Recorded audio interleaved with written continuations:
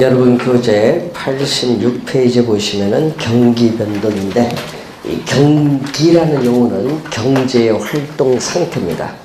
그래서 경기가 좋다 나쁘다는 것은 이 경제 활동의 상태가 좋은가 나쁜가를 의미하는 개념입니다. 자, 그러면은 여러분의 그 부동산 경기 변동 87페이지 보시면은 그 그림이 하나 나와 있는 그런 내용이 있죠. 자, 거기 보시면은 우리 그림을 한번 보시면은 이런 그림이 나와 있어요. 이렇게 경기 추세선인데 이렇게, 자, 이런 형태의 그림인데 여기 경기가 가장 좋은 요 상태를 우리는 정점 또는 피크, 정상이라고 하고, 이 점은 경기의 바닥, 저점이라는 용어를 사용해요. 그럼 이 정점과 이 저점 사이의 이 길이를 경기 변동의 진폭, 이 진폭이라고 하고, 자, 이때 이 정점이 나오고 또 이 정점이 또 여기 있는데, 이 정점과 이 전점 사이의 이 한 사이클을 경기 변동의 주기라고 해요. 한 사이클을 주기. 자, 그래서 그 그림의 의미를 좀 우선 알아두시고, 자, 그럼 부동산 경기 변동이 이제 나오고 있는데, 자, 87페이지 맨 밑에 보시면은 부동산 경기 변동의 특징이 나오죠.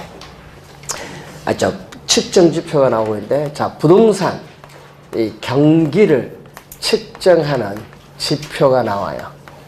이 측정하는 지표를 보면은 이 실물 변수로 측정하는 게 있고, 우리가 화표로 표시된 명목 변수로 측정하는 게 있어요. 자, 이때 실물 변수로 측정하는 것을 보면은 우선은 공급 측면에서의 지표가 있고, 또 우리가 수요 측면에 나타내는 지표가 있어요. 자, 여러분, 우리 부동산 공급의 대표적인 게 뭐예요? 우리 생각을 하면은 건축량이겠죠. 건축량. 이 건축량을 가지고 공급 측면의 지표로 파악하는데, 그래서 여러분 신축이나 이 증축 등에 있어서 허가 면적을 가지고 우리 주로 파악을 해요. 그래서 이 건축량을 파악할 때 선행, 미리 앞서서 나타나는 지표가 건축 허가량이에요. 그래서 여러분이 신축이나 증축 등의 허가 면적이잖아요. 이때 건축 허가량을 알면은 앞으로 미래의 건축 경기가 어떻게 변화할 것인가를 예측을 할 수 있기 때문에 중요한 지표가 돼요. 네? 그리고 동행 지표로서는 또 뭐죠? 허가를 받아서 또 착공 신고를 통해서 건축을 뭐한다? 착공을 하죠. 이 착공량이 우리는 동행 지표예요. 특히 이 두 가지는 자료 수집이 용이하니까 많이 활용하는 지표입니다. 자, 그래서 신축이나 증축 등의 허가 면적을 가지고 주로 파악을 하는데, 항상 주의할 것은 건축량이 많다고 해서 경기가 좋다고 말할 수는 없어요. 왜냐? 미분양 상태의 재고량도 증가하면은 안 되잖아요. 그래서 항상 건축량을 파악을 할 때는 미분양 재고량이 증가하느냐 감소하느냐 유의해서 파악을 해야 된다는 점 주의해 두시고, 자, 수요지표에서는 거래량이죠. 거래량은 일반적으로 주택 거래량을 말하는데, 주택 거래량이 많으면 일반적으로 호경기, 주택 거래량이 적으면 일반적으로 불경기예요. 자, 그런데 거래량이 많은지 적은지를 알려면은 등기소 가서 확인하면 되겠죠. 등기 신청 건수를 보면 돼요. 등기 실적이라든지, 또 부동산을 취득하면은 또 지방세 세금을 납부해야겠죠. 이 취득세 납부 실적을 보면은 우리는 거래량을 파악할 수 있습니다. 그럼 거래량이 많으면 지방자치단체 취득세가 많이 들어오죠. 많이 들어오면은 지방자치단체 부유해져. 돈 쓸 것도 많아지고.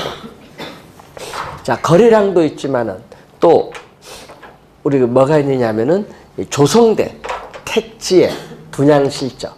자, 이 조성된 택지의 분양이 활발하면은 일반적으로 호경기, 조성된 택지 분양이 저조하면 일반적으로 불경기라 볼 수 있어요. 자, 그리고 화폐로 표시된 명목 변수에서 대표적인 것은 부동산 가격 또는 뭐 임대차일된 임대료인데, 자, 실제 건축량의 생산과는 무관하다. 단지 부동산 가격만 오른다고 해서 경기가 좋다고 말하는 것은 틀린 개념이다. 건축량 생산도 늘어나야 돼요. 그래서 부동산 투기에 의해서 일시적으로 가격이 오를 수도 있고, 또 건축 비용이 상승하여 건축물 가격이 오를 수 있기 때문에 단지 우리는 부동산 가격만 오른다고 해서 경기가 좋다고 말하는 것은 잘못된 개념이라는 거. 그래서 이 건축량, 거래량, 가격이 세 가지가 일반적으로 경기를 측정하는 3대 지표라 이렇게 보는데, 그래서 부동산 경기를 측정할 때는 하나하나의 이러한 단순 지표만 보면 안 되고, 이 단순 지표들을 측정해서 종합적으로 고려해서 부동산 경기를 판단을 해야 됩니다. 자, 부동산 경기 변동의 특징. 자, 여러분 부동산 경기 변동의 특징을 공부할 때는 항상 일반 경기 변동과의 차이점을 고려해야 돼요. 자, 변동의 주기를 보면은 부동산 경기 변동의 주기는 약 17년에서 18년 정도 보고, 일반 경기 변동의 주기는 약 8년에서 10년 정도 봅니다. 그래서 부동산 경기 변동의 주기는 일반 경기 변동의 주기보다 약 평균 2배 정도 길게 나타난다는 것. 자, 변동의 진폭이 있는데, 자, 변동의 진폭을 보면은 이렇게 주어졌죠. 이 정점과 저점 사이의 이 길이를 우리는 진폭인데, 부동산 경기는 호경기일 때는 가격 상승폭이 높기 때문에 일반 경기보다 정점은 더 높고, 불경기는 또 가격 하락폭이 크기 때문에 일반 경기보다 저점은 더 깊어요. 따라서 부동산 경기 변동의 진폭은 일반 경기 변동의 진폭보다 크다. 요거 26회 시험은 작다로 출제했어요. 그 지문이 26회 정답. 진폭을 출제했죠. 이유는 뭐냐 하면요. 이유는 착공에서 완공에 이르기까지 시간이 오래 걸려요. 부동산은 공급에 뭐가 있다? 시차가 있기 때문에 그래요. 자, 우선 변동의 진폭을 한번 봤고, 변동의 대칭성을 보게 되면은, 자, 변동의 대칭성은 이 얘기에 있죠. 자, 회복. 바닥을 통해서 올라갑니다. 회복 시장은 이렇게 느리게 진행이 돼요. 자, 이렇게 회복 시장은 느리게 진행이 되고, 바닥을 통해서, 그리고 올라갔을 때 후퇴는 이렇게 빠르게 진행이 돼요. 정점을 통해서 내려오는 후퇴 시장은 빠르게 진행이 되기 때문에 이 점선을 통해서 오른쪽이 경사가 급하고 좌우 비대칭이에요. 그래서 변동의 대칭성을 보면은 오른쪽이 급하죠. 우경사 비대칭의 구조를 이루고 있다. 그러니까 회복 시장은 느리게 진행되고 후퇴 시장은 빠르게 진행되기 때문에 그렇습니다. 우경사 비대칭의 구조를 이루고 있다. 자, 그래서 부동산 경기 변동은 이런 변동을 무슨 변동이라고 하죠? 우리는 순환적인 경기 변동이라고 해요. 이 순환적인 경기 변동을 말하죠. 그래서 우리가 회복 시장, 일반 경기의 호황에 해당하는 상향 시장, 일반 경기의 불황에 해당하는 하향 시장인데, 이러한 네 가지 시장 국면이 되풀이돼서 반복이 돼요. 그래서 네 개의 순환 국면을 가지고 있다. 네 개. 자, 네 개의 순환 국면을 가지고 있다. 이렇게 보시면 네 개의 순환 국면을 가지고 있다. 자, 그런데 부동산 경기 변동은 이러한 순환적 경기 변동 외에, 이 계절적 변동,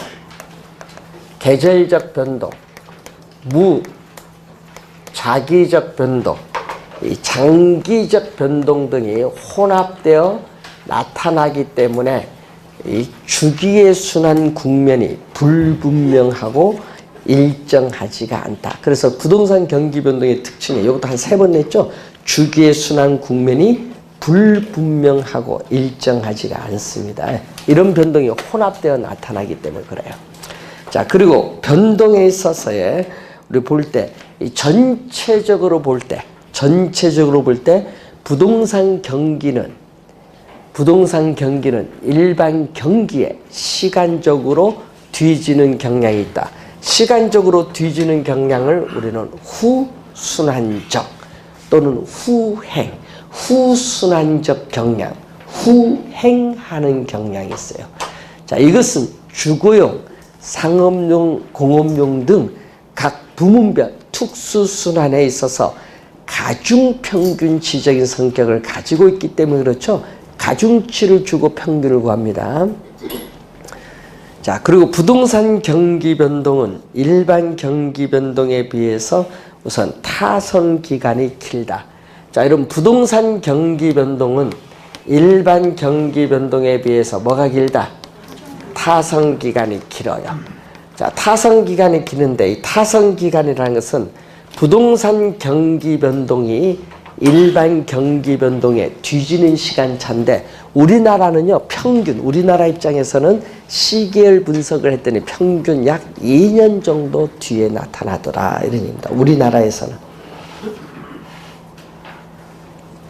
그 왜 타선 기간이 기냐 하면은 부동산 경기 변동이 일반 경기 변동에 대응하여 민감하게 작용하지 못하기 때문에 그래요. 공급에 뭐가 있기 때문에? 시차가 있기 때문에 그렇습니다. 자, 그리고 여러분 교재에 87페이지 위에 박스 보면은 시험 문제 요것도 많이 출제를 하고 있죠. 그래서 26회 시험에 또 출제를 또 했었는데 시험에 많이 나오는 용어입니다. 계절적 변동, 무자기적 변동, 장기적 변동인데 무자기적 변동을 우리는 불규칙, 우발적 변동이라고도 해요. 자, 여러분 시험 문제는 당연히 어느 게 나와요? 요 2개지 뭐 단골이. 네? 계절적 변동은 이 계절이 가지는 속성에 따라서 나타납니다. 그래서 이 1년을 단위로 했을 때 봄, 여름, 가을, 겨울이 있어요. 계절에 따라 정기적으로 나타나는 경기 변동입니다. 자, 예를 들어서 우리 사례가 많이 나오거든요. 대학가 방학 기간 동안에 대학가 부근의 원룸 주택의 공실률이 증가하는 현상이 매해 발생하거든요. 이 질문이 제일 많이 출제했어요. 또 지금 겨울철인데 겨울철은 추워요. 땅이 얼어요. 건축하기가 어렵습니다. 겨울철에 건축 경기가 둔화되는 현상은 매년 또 발생하는 무슨 변동? 계절적 변동. 자, 무자기적, 불규칙 변동인데 예기치 못한 사태입니다. 자, 예기치 못한 사태. 예를 들면은 전쟁, 혁명, 폭동 등의 사회적 혼란 또는 지진이나 홍수 등에 있어서의 자연재해, 또 정부 대책 많이 발표했죠. 뭐 작년 8월 2일 대책부터 시작해서 대책이 많아요. 이 정부의 급격한 부동산 정책의 변화, 이런 예기치 못한 사태로 인해서 야기되는 비순환적인, 비주기적인 경기 변동을 바로 무자기적 변동. 요 2개가 있어요. 예를 많이 내요. 장기적은요, 말 그대로 기간이 오래 걸리죠. 그래서 특히 재건축과 같은 이러한 것에 많이 나타나요.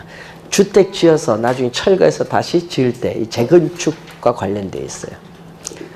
자, 우선은 요 2가지를 좀 잘 확인을 좀 해 두셔야 될 부분이고, 자, 89페이지에 중간에 보시면은 이 순환적 경기 변동인데, 자, 여러분이 부동산 경기 변동이 27회 시험과 28회 작년 2년 연속 출제 안 했거든요.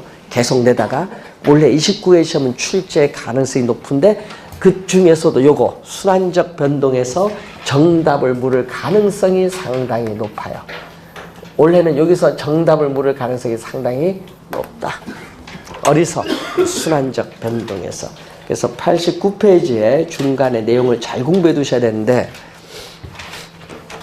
자, 그러면은 우선 제일 먼저 나오는 게 뭐죠? 하향 시장. 자, 후퇴 시장이 지속적으로 하강해 가는 국면의 시장으로서 부동산 가격은 계속적으로 하락을 해요. 부동산 거래는 특수 거래 이외의 거래는 거의 일어나지 않습니다. 그래서 전체 임대 면적 중 임대되지 않은 면적의 비율인 공실률은 뭐가 돼요? 최대가 되고, 건축, 허가, 신청 건수는 반대로 뭐가 돼? 최소가 돼요. 자, 시험에 나올 때 요걸 많이 내거든요. 과거, 많이 출제요. 과거의 거래 사례 가격은 현재 새로운 거래 위에 있으니까 뭐죠? 어디래? 상한선 밑줄. 과거의 거래 사례 가격은 현재 새로운 거래 사례에 있어서 상한선. 이런 걸 시험에 나올 때 뭐 하한선 말을 바꿔서 출제 많이 하잖아요. 상한선. 자, 그리고 요 바닥을 통해서 가격이 점점 올라가는 회복 시장인데, 회복 시장 국면에서는 개별 부동산별로 회복되는 것이 일반적이고요. 부동산 거래도 서서히 활기입니다. 활기를 띠기 시작하는 국면인데, 회복 시장은 느리게 진행이 되기 때문에 부동산 가격은 아직도 낮은 수준에 있어요. 그래서 부동산에 대한 투기적인 요소가 개입되기 쉬운 국면의 시장이 무슨 시장이냐면은 회복 시장이고, 공실률은 점점 뭐한다? 감소하기 시작하고, 건축 허가 신청 건수는 뭐한다? 증가하는 국면이죠. 또 건축 자재 수요도 증가하고, 고객이 중개업소를 찾는 빈도도 점점 많아지면은 회복 시장으로 접어들었다고 볼 수 있어요. 자, 과거의 거래 사례 가격은 현재 새로운 거래에 있어서 비슷하는 기준 가격, 바닥에 있으면 하한선, 기준 가격이 되거나 하한선이 됩니다. 하한선. 자, 가격이 지속적으로 상승하는 국면에 접어드는 상향시장에 접어들면은 어떻게 돼요? 우리는 부동산의 거래는 활발하게 이루어지고, 공실률은 뭐가 돼요? 최소가 되고, 건축 허가 신청 건수는 뭐가 돼요? 최대가 되고, 상향시장 시계열상 마지막 부분에서는 후퇴 시장으로 넘어갈 가능성을 내포하고 있는 국면의 시장이 상향시장이다. 자, 그러면 상향시장에서 여러분이 이제 또 시험에 나올 때 주의해야 될 거는, 이쪽에서는 부동산 가격이 오르는 가격이 오르는 확장 국면 또는 팽창 국면이야. 부동산 가격이 오르는 팽창 국면에서는 가격이 오르기 때문에 매도자는 거래를 뒤로 미루려고 하고, 매수자는 거래를 앞당기려는 경향이 있기 때문에 부동산 중개 전문 활동에서는 누가 있어야 거래가 돼요? 매도자가 있어야 거래가 되니까 매도자가 중시되는 시장이 형성됩니다. 자, 그리고 시험에 요거 22회, 23회 정답 지문, 25회, 6회 또 출제를 했는데 4번 나왔네요. 과거의 거래 사례 가격은 상향시장에서, 과거의 거래 사례 가격은 새로운 거래 사례에 있어서 뭐죠? 밑에 있으니까 하한선. 요거 4번 출제. 정답 지문 많이 묻습니다. 상한선이 아니라 뭐죠? 하한선. 자, 그러다가 거래는 한산해지고 가격이 하락하는 후퇴장으로 접어들면은 과거의 거래 사례 가격, 새로운 거래의 기준 가격, 정점했을 때는 뭐죠? 상한선. 자, 25회 정답이죠. 25회는 요거 상한선을 뭘로? 하한선으로 출제했어요. 25회 시험에. 하여튼 정답 지문 많이 묻기 때문에 좀 주의해야 됩니다. 자, 이쪽에서는 가격이 하락하는 무슨 국면? 가격이 하락하는 수축, 위축 국면인데 여기서는 가격이 하락을 하기 때문에 매도자는 빨리 매각을 하려고 할 것이고 매수자는 될 수 있는데도 뒤에 살려고 해요. 그러다 보니까 부동산 중개 전문 활동업자 입장에서는 누가 중시되겠는가? 매수자가 중시되는 시장이 형성이 돼. 자, 이런 걸 좀 주의를 좀 해두셔야 되는데, 자, 그러면 이러한 4개의 순환 국면이 되풀이해서 반복이 되는데, 이 일반 상품 시장에는 존재하지 않고 부동산 시장에만 존재하는 고유 시장이 안정시장이라는 게 있어요. 안정시장은 부동산 경기의 이 순환 국면에서 분류가 되는 시장은 아닙니다. 그래서 26회 시험에 이렇게 냈거든요. 부동산 시장은 회복, 상향, 후퇴, 하향 시장 외에 안정시장 국면이 있다? 맞는 질문이지. 그러니까 여러분 안정시장은 일반 상품 시장에는 존재하지 않고 부동산 시장에만 존재하는 고유 시장인데 이렇게 가요. 가격이 이렇게 안정적이거나 약간의 가벼운 상승을 가져오는 시장입니다. 그러면 현재 요거는 과거잖아요. 자, 현재 과거의 거래 사례 가격은 현재 새로운 거래 사례에 있어서 뭐죠? 안정적으로 오기 때문에 자 밑줄 긋습니다. 신뢰할 수 있는 거래의 기준 90페이지 박스에 신뢰할 수 있는 거래의 기준. 자 그리고 경기의 불황에 강한 유형의 부동산인 규모가 작고 위치가 좋은 주택이나 역세권의 소규모 점포는 경기 불황에도 가격이 상대적으로 안정됐기 때문에 유리하다는 내용이죠. 경기의 불황에 강한 유형의 부동산들이 존재하는 시장이 바로 안정시장의 국면입니다. 올해 중요해요. 순환적 변동이. 정답 지문에서 좀 요즘 이쪽에서 자주 출제하고 있다는 거. 자, 91페이지에 시험 6번 냈는데요. 요거 좋아하는 출제원이 있어요. 제가 좋아하는 게 아니라 출제원 중에 한 분. 그분이 들어가면 꼭 내요. 하여튼 좋아하는 출제원이 있어요. 그래서 별표 낼지 안 낼지 모르지만 2개. 거미집 1번. 자, 에치켓.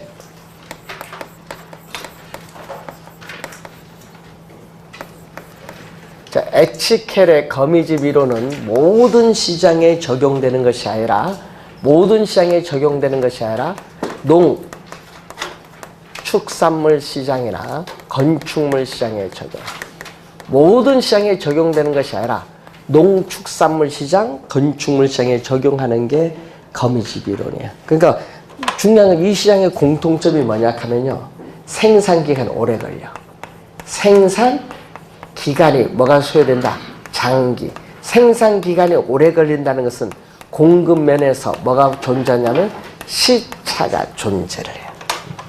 그래서 농축산물 시장이나 건축물 시장의 불균형 상태. 불균형은 수요량과 공급량이 같지 않으면 불균형이에요. 이 불균형 상태가 뭘로? 수요량과 공급량이 같은 균형 상태로 조정되는 과정을 시간의 경과함에 따라 어떻게 조정되고 있느냐 동태적으로 분석을 합니다. 여러분 동태라는 것은 어떻게 돼요? 시간을 고려하여 분석한다. 동태는 시간을 고려해서 분석하는 거고 정태는 시간을 고려하지 않는 거예요. 그래서 우린 정태 분석이 아니라 시간이 경과함에 따라 어떻게 변동하는가를 우리는 분석하는 동태적인 분석이다. 자, 가정이 있어요. 가정을 보면은 2018년도의 수요량은 2018년도에 가격에 영향을 받는다. 즉, 금기의 수요량은 금기의 가격에 영향을 받고 2018년도의 공급량은 2017년도의 가격에 영향을 받아요. 즉 금기의 공급량은 전기의 가격에 영향을 받는 거예요. 뭐가 있기 때문에 공급의 시차다. 그래서 우리 과거에 보면은 농축산물 시장에서 한 해 폭등, 그 다음에 폭락, 폭등, 폭락이 주기적으로 반복되는 것은 수요와 공급 사이에 뭐가 존재하기 때문에 시차가 존재하고 있기 때문에 나타나는 형상인데, 자, 시험 문제는요, 6번 다 출제된 게 있어. 수렴형. 여기 6번 출제했어. 그럼 왜 6번 출제느냐? 야, 여러분, 거미집 이론에 거기에 모형을 보면은 유형, 거미집 이론의 유형 3가지가 나오는데, 이 수렴형은 안정적인 균형이에요. 그래서 6번 다 출제한 겁니다. 안정적인 균형. 그럼 안정적 균형은 그림을 한번 보시면 이렇게. 수요 곡선은 완만하고 공급 곡선은 급하다. 이게 안정적 균형. 그럼 수요와 공급이 교차하는 점, 이 점이 뭐가 돼? 균형이에요, 균형. 근데 지금 이 점이 뭐죠? 불균형인데, 교차 안 하니까 불균형. 화살표가 이렇게 가는 건요, 시간이 경과를 나타내. 시간이 경과함에 따라 이동하는 과정이죠. 그래서 점점 어느 쪽으로 이동하고 있어요, 이렇게. 균형으로 점점 접근해 가고 있죠. 근데 이 모양이 꼭 거미가 밖에서부터 거미줄을 추면서 안으로 들어가는 거와 비슷하다고 해서 무슨 모형이라고 부르는 거예요? 거미집 이론이라고 부르는 거예요. 그래서 이게 시험에 6번 출제한 겁니다. 자, 수요 곡선의 기울기에, 수요 곡선은 마이너스 기울기니까 절대값을 씌워서 플러스 만든 겁니다. 수요 곡선의 기울기의 절대값과 공급 곡선의 기울기의 절대값을 비교했더니 어디가 크다? 공급 곡선이 커요. 자, 기울기가 완만하면 뭐야? 기울기가 완만하면 탄력적. 탄력적은 1보다 큰 값. 기울기가 급하면 비탄력적. 0과 1 사는 값. 그럼 어디가 커? 수요가 크겠죠. 그래서 수요의 탄력성을 배웠으니까 수요의 가격 탄력성, 공급의 가격 탄력성을 보면은 이것은 어디가 커? 여기가 크다. 주의할 거는 기울기와 탄력성은 서로 역관계에 있어요. 기울기와 탄력성은 역관계에 있기 때문에 부동의 방향이 뭐 해주면 돼? 바뀌면 돼요. 그러면은 수요 곡선의 기울기, 자, 여러분 수요 곡선의 기울기 마이너스 0.4다. 예? 절대값 플러스 0.4죠. 예? 그럼 요거 1.2다. 1.2. 그럼 무슨 형태? 수렴형. 작년에 숫자 나왔잖아요. 아, 그럼 딱 판단해야지. 아, 요거는 수렴형이구나. 27회 시험에 숫자를 주어졌잖아요. 판단하면 돼요. 자, 그래서 수요가, 자, 보세요. 수요가 탄력적이면 뭐가 돼요? 자, 여러분, 수요가 탄력적이면 공급은 상대적으로 비탄력적. 됐어요? 수요가 탄력적이면 공급은 상대적으로 비탄력적. 수요가 탄력적이면 수렴형. 수탄수. 요거 암기하면 다 끝났죠. 수탄수. 나중에 수탄수와도 또 뭔지 나르고 암기를 해놓고 의미를 모르는 분들 많더라고요. 이게. 발산은 수렴과 반대. 자, 발산형은 수렴형과 반대. 그럼 발산형은 뭐죠? 불안정적인 균형. 불안정적인 균형인데 이런 형태. 수요 곡선의 기울기는 급하고 공급 곡선의 기울기가 완만한 형태.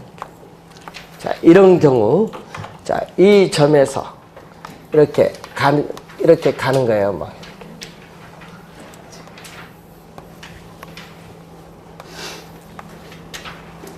이렇게 점점 이런 형태로 밖으로 뭐 한다? 이렇게 빠져나가는 거예요. 이게 무슨 형태? 발산형. 발산형은 수요 곡선의 기울기의 절대값과 공급 곡선의 기울기의 절대값을 비교하면 어디가 크다? 이건 수요 곡선이 커요. 자, 그러면 탄력성을 보면은 수의 가격 탄력성은 기울기가 급하니까 비탄력적 0과 1 사는 값. 공급은 기울기가 완만하니까 탄력적 1보다 큰 값. 어리가 크다. 여기가 크죠. 기울기와 탄력성은 역관계. 부등호 방향 반대로 가요. 그럼 요 값은요. 수렴형과 요거와 비교하니까 뭐? 반대. 그러니까 수렴형만 잘 암기하면 돼. 수렴형 딱 암기해두면 발산은 수렴형과 반대. 그러면 요거 뭐야? 공급이 탄력적이면 수요는 상대적으로 비탄력적. 공급이 탄력적일 때는 발산형, 공탄발. 수탄수, 공탄발.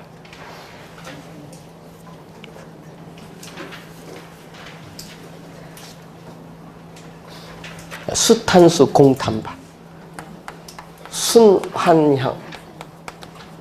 순환형은 이런 경우 수요 곡선, 공급 곡선이 주어졌어요.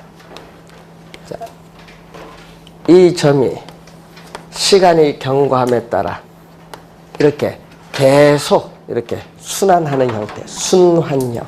순환형은 수요 곡선의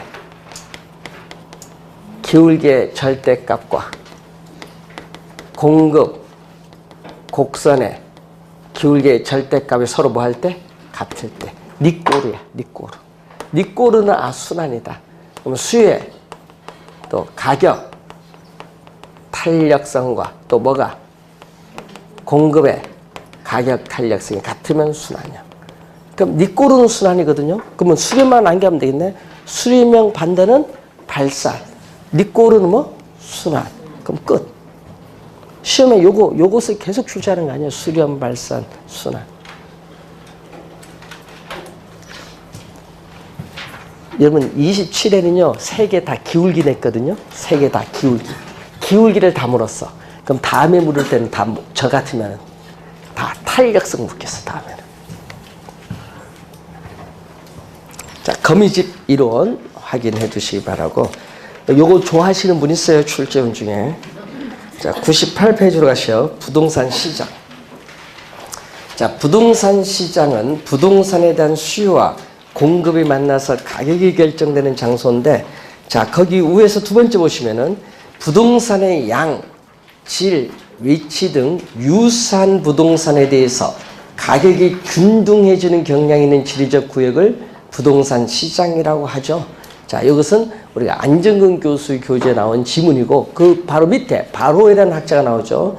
자, 거기 그 보이스가 나오네. 보이스라는 학자를 보시면은 부동산에 있어서 시장이란 부동산 권리, 예를 들면 소유권이라든지 이러한 권리의 교환, 상호 유리한 교환으로서의 가액, 가격을 화폐액으로 표현한 겁니다. 가액의 결정.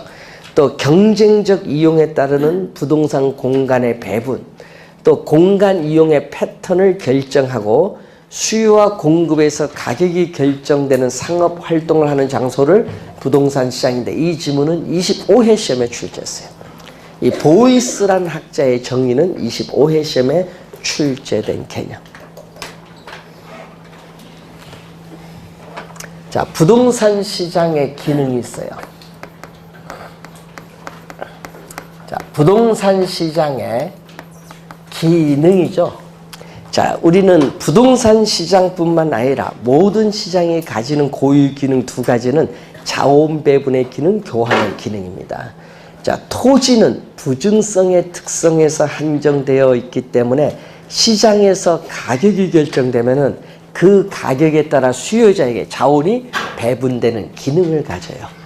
자, 또 두 번째는 우리가 가격이 결정되면은 또 매도자, 매수자 사이에 현금과 부동산이 교환되고, 또는 경기 침체 시에는 부동산 평가를 통해서 막교환이 이루어지기도 해요. 교환의 기능이 있어요. 교환의 기능. 또 정보 제공의 기능이 있습니다. 자, 매도자, 매수자, 투자자들에게 우리 공인중개사는 정보를 제공해줘요. 자, 매도자가 처음 불러본 가격이 4억, 매수자가 처음 불러본 가격이 2억. 가격 차이가 심하면은 처음 불러면 그 가격 호가인데 가격 차이가 크니까 거래계약 체결이 이루어지지 않아요. 그래서 공인중개사가 매도자, 매수자 양쪽에 부동산에 관한 정보를 제공해줘요. 정보가 제공받았어요. 그럼 이 처음 불러본 가격이 이제 수정 파괴가 돼요. 파괴되면서 매도자가 제안한 가격은 점점 뭐가 돼? 하락을 할 것이고 또 매수자가 제안한 가격은 점점 상승을 합니다.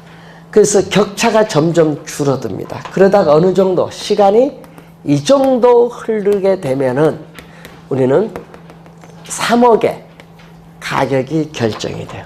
그래서 교환이 이루어지는데 이걸 뭐라고 하죠?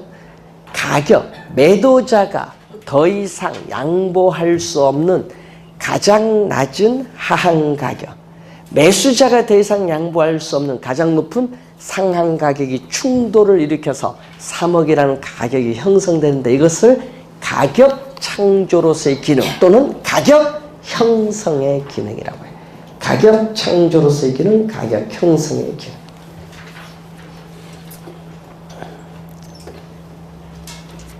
자, 그리고 토지는 용도가 비슷하면 대체 가능하고 용도 간의 경쟁도 일어납니다.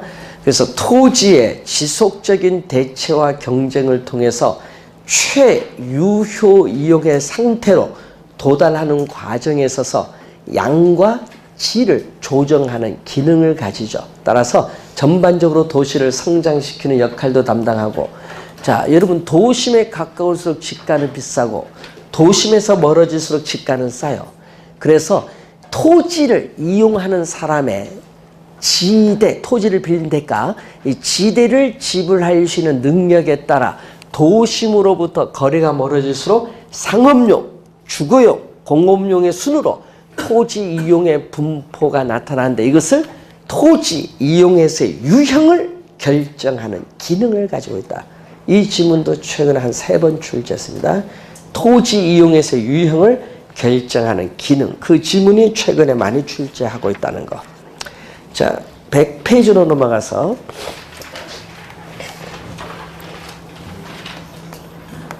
우리 짝수 때 중요하죠. 네? 28회 작년에도 출제하고 26회도 출제하고. 그래서 이 토지의 특성으로 인해서 토지 특성도 매년 출제한다고 했어요. 그러다 보니까 이 부동산 시장도 연결해서 같이 묻는 경우가 많은데 이 토지 특성으로 인해서 일반 상품 시장과는 다른 이 부동산 시장에 뭐가 나타난다? 특성이 나타난다. 특성. 자, 이것은 토지 특성 때문에 우리가 출제하기 때문에 또 별표 하나 정도 올해는 봅니다. 작년 같은 경우는 3개를 했는데 올해는 하나. 작년에 출제했기 때문에. 이건 토지 특성 알면 쉽게 가요. 자, 토지 특성 중에 뭐가 있어요? 부동성이 있잖아요. 그래서 부동성으로 인해서 토지에 대한 토지에 대한 권리나 이익이 거래되는 관념적이고 공간적 의미 시장이 또 추상적 시장을 형성하죠. 추상적 시장이 형성되니까 토지랑 권리나 이익이 거래되니까 각종 권리 이익에 관련된 자료를 수집해서 분석을 해야 되는 뭐가 강조가 되는 거예요? 정보 활동의 강조가 되겠죠.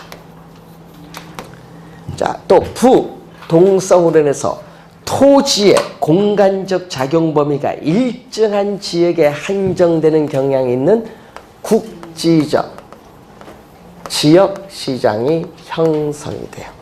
자, 시험에는 또 뭘로 출제를 많이 한다? 당연히 정국적, 광역적 시장으로 많이 나오겠죠.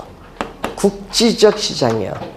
자, 그러다 보니까 토지가 위치하는 현장에 가서 확인을 해야 되는 임장 활동화가 또 이루어지겠죠. 자, 부동산 시장을 마켓이라고 하면은, 자, 예를 들어서 부동산 시장을 부동산 시장을 용도에 따라 세분하면은 주거용 부동산 시장, 상업용 부동산 시장, 공업용 부동산 시장으로 세분하는데 이 세분된 시장을 이 위에 마켓팁에서 뭐죠? 서브 마켓이라고 해요. 이걸 부분 시장 또는 하위 시장으로 번역하는데 그럼 또 주거용 시장을 단독주택 시장, 공동주택 시장으로 가면은 또 밑에는 뭐죠? 서브 마켓 이렇게 하면 돼요.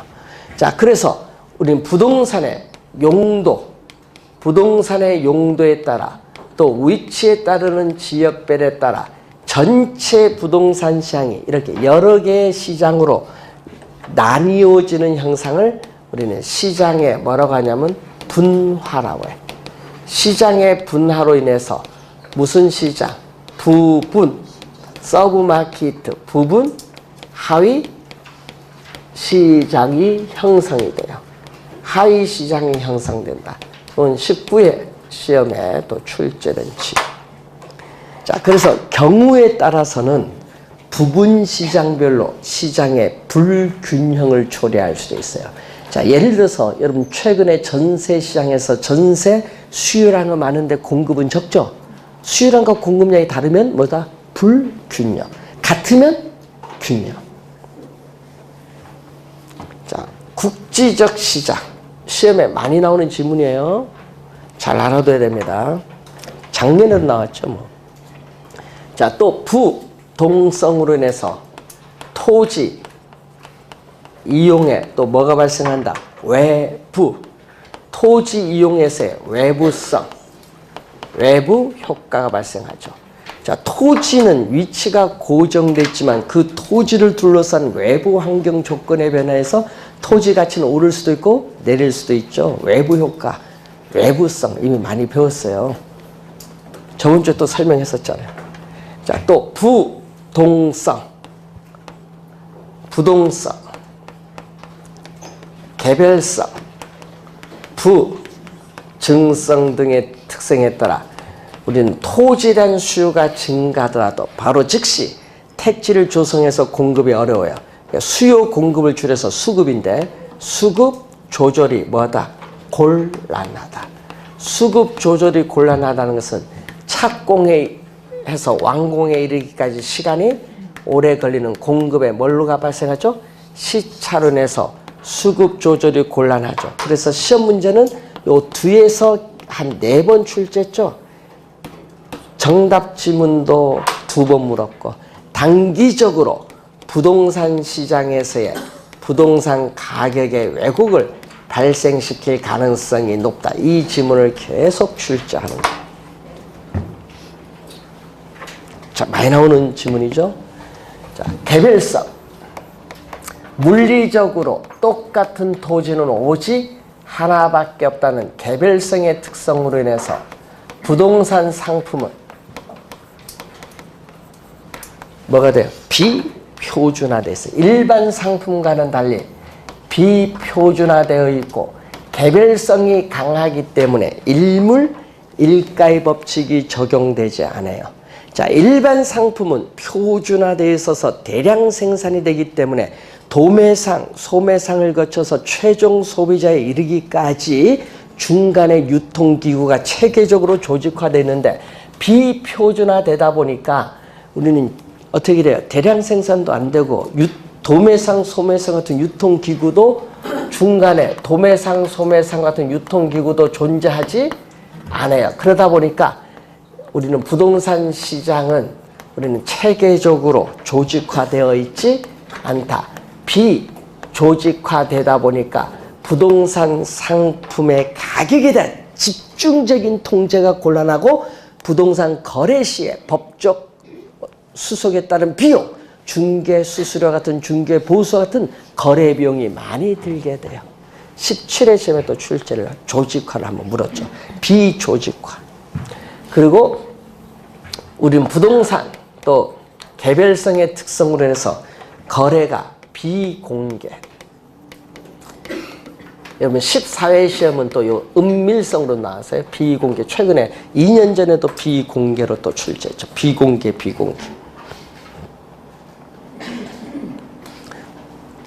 부동산 소득은 불로소득이라는 부정적 인식, 자금 출처에 대한 세무당국 조사 등이 있기 때문에 부동산 거래 내용의 사실을 공개하기를 꺼려해요. 여러분 업을 계약했는지 다운 계약했는지, 예? 어떻게 계약했는지 그런 공개하기를 꺼려해요. 예?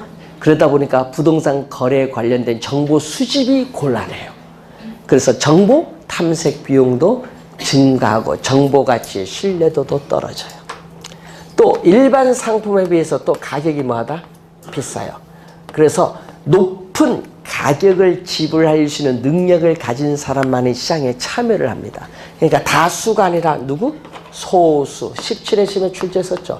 다수가 아니라 소수의 구매자와 판매자가 존재한다. 소수의 구매자와 판매자가 존재한다. 자, 그리고 가격이 비싸니까 금융시장에서의 또 뭐죠? 자금의 유용성과 밀접, 금융시장에서 자금 조달의 가능성과 또 깊은 관련을 맺는데, 이 자금의 유용성은 정부의 금융정책에 좌우되는 금리의 영향을 받고, 또 가격이 비싸다 보니까 매매 기간이 오래 걸려요. 매매 기간에 장기성이 나타나요. 매매 기간의 장기성은 쉽게 얘기하면 단기간에 거래가 이루어지기는 곤란하다. 그럼 왜 그럴까요? 단기간에 거래가 이루어지는 곤란하다는 것은 매수자 입장에서는 가격이 비싸니까 부동산을 구매하는 자금, 돈을 모으는데 시간이 오래 걸려요. 그리고 매도자 입장에서는 원하는 가격으로 부동산을 매각해서 현금화하는 데 걸리는 시간은 황금성인데 원하는 가격으로 매각하기가 곤란해. 황금성이 곤란으로 인해서 어떻게 돼요? 매수자 측면에서 볼 때 단기간에 거래가 이루어지기는 어렵다는 거예요. 그리고 부동산은 부동성의 특성, 행정적 측면에 여러 가지 제도적 특성이 있기 때문에 법적 제한이 많아요. 법적 제한이 많다 보니까 수요, 공급 조절 기능이 떨어지면서 가격의 왜곡을 발생을 또 시킵니다. 또 부동산 시장을 법적 제한이 많을수록 또 불안전하게 만드는 요인이 되기도 하죠. 자, 그러한 특성들이 우리가 있습니다. 여러분 작년에 출제했죠? 28회, 26회에서 특히 짝수 연도를 많이 조화를 합니다. 토지 특성에도 연결해서 같이 내고요. 그래서 시험 문제 작년에 냈기 때문에 원래는 여러분 토지 특성에 유념하시면서 같이 한번 봐두는 것이 좀 좋을 것 같습니다. 자, 이렇게 해서 여러분 교재 101페이지까지 우선 설명을 했고요. 그리고 102페이지 효율적 시장은 주식시장에서 처음으로 도입된 이론을 부동산 시장에 우리가 적용한 이론이 되겠습니다. 자, 다음 주에 효율적 시장부터 진행하도록 하겠습니다. 수고 많으셨습니다.